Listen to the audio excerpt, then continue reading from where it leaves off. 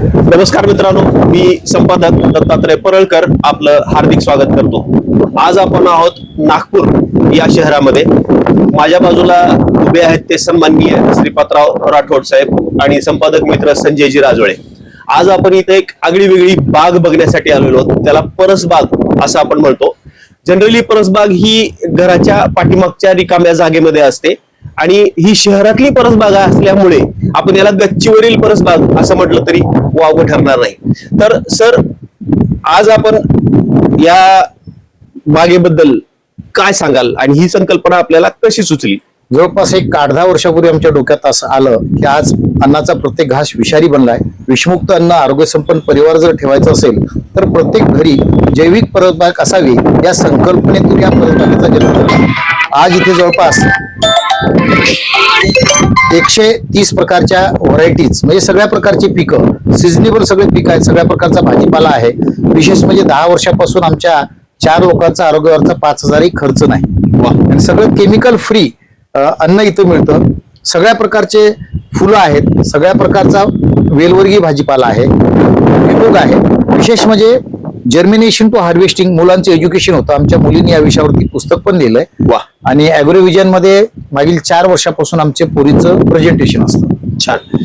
तर दर्शक मित्रांनो, सरांनी सांगितलं इथं भाजीपाला आहे, वेलवर्गीय आहे, ऊसापासून ते पपईपर्यंत आणि चिकू पासून ते डाळिंबापर्यंत, म्हणजे फळ असतील, जमिनीच्या खालचे भाजीपाला आहे, वरची भाजीपाला आहे, आपण छतावरचा भाजीपाला, म्हणजे असे वेगवेगळ्या प्रकारच्या सर्व भाजीपाला जवळपास 129 प्रकारचे इथं वृक्ष आहेत, छोटे मोठे। त्याच्यामध्ये गवती चहा असेल, त्याच्यामध्ये परत भेंडी आहे, असे वेगवेगळ्या ह्याच्यामध्ये आहे।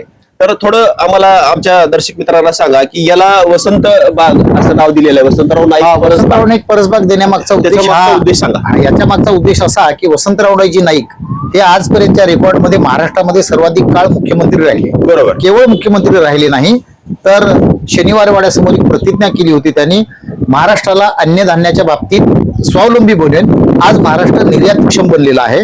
शिवाय सगळ्या कृषी विद्यापीठाची स्थापना केली, या क्षेत्रामध्ये मोठी क्रांती आणली आणि म्हणून आपण त्यांचं नाव दिलेलं आहे।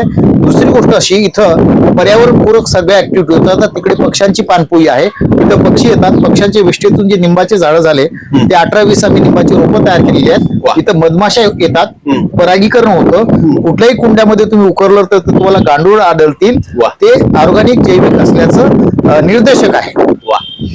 आपल्या या मुलाखतीसाठी पावसानं सुद्धा हजेरी लावलेली आहे। दर्शक मित्रांनो, असं हे नाविन्यपूर्ण करणं, यांचे पेपरमधले कटिंग्स असतील, हे सगळं काही आम्ही पाहिलेलं आहे। इथं सगळ्या मंत्री महोदयांनी भेटी दिलेल्या आहेत, पालकमंत्र्यांनी भेटी दिलेल्या आहेत, आमच्यासारखे काही कार्यकर्ते इथे भेटी दिल्या आहेत, पत्रकार बांधव येतात, वेगवेगळ्या चॅनलला सुद्धा यांच्या मुलाखती झालेल्या आहेत। एवढंच नाही तर यांचा फक्त आणि फक्त कुटुंब पूर्ण ह्याच्यासाठी काम करत आहे। सर, आम्हाला आणखी एक ह्याच्या बाबतीत सांगा की आता हे सगळं करण्यामागं दुसरा काही राष्ट्रीय हेतू आहे का?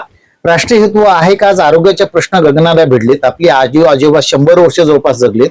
आता जागतिक आरोग्य संघटना सांगते महाराष्ट्रात जन्मणाऱ्या माणसाचं सरासरी आयुष्यमान 64 वर्ष आहे, म्हणजे 36 वर्षाची गॅप पडलेली आहे। आणि प्रत्येक माणूस, मग तो गरीब असो, श्रीमंत असो, शहरात असो, खेड्यात असो, झोपडपट्टीत असो, उपाशी उठतो, काही ना काही खाऊन झोपतो। आणि आज दुर्दैवाची गोष्ट असं आहे की प्रत्येक घास हा विषारी बनलाय। बरोबर। प्रत्येक घास, आईच्या दुधात इंडोसल्फान सारखं विष आलेलं आहे आणि अशा परिस्थितीमध्ये हे आज अपरिहार्य गोष्ट आहे। जर आपल्याला निरोगी राहायचं असेल तर विषमुक्त अन्न खाणं हे गरजेचं आहे, राष्ट्राची गरज आहे। जैविक शेती पण काळाची गरज आहे। तो विषय आम्हाला घेऊन, जसं आमचं एक स्लोगनच आहे, परसबाग ज्यांच्या घरी, आरोग्य तेथे वास करी। छान। आता एक महाराष्ट्रातील जनतेसाठी एक संदेश द्या आपण।